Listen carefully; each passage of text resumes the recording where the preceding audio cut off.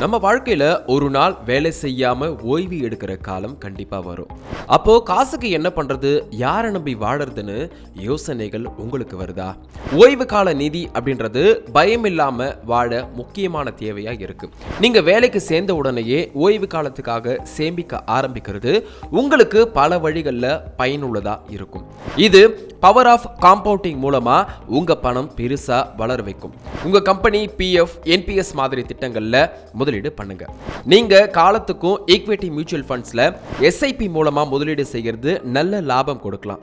அல்லது உங்க சக்திக்கு தகுந்த மாதிரி தங்கம், வெள்ளி, அரசு பத்திரங்கள் அல்லது ரியல் எஸ்டேட்ல கூட முதலீடு பண்ணலாம். ரிட்டையர் ஆகும் போது மாசம் மாசம் உங்களுக்கு ஒரு நிலையான வருமானம் வர்ற மாதிரி பிளான் பண்ணிக்கோங்க. ரிட்டையர்மெண்ட் நிதி ஒதுக்கும் பொழுது அப்போ வர்ற மருத்துவ செலவுகளையும் கணக்குல எடுத்துக்கோங்க. ஓய்வு காலம் பயம் இல்லாம இருக்கணும் அப்படின்னா இப்பவே பிளான் பண்ணிக்கோங்க. உங்க ஓய்வு கால நிதி பத்தி யோசிச்சு சீக்கிரமா சேவிங்ஸை ஆரம்பிங்க.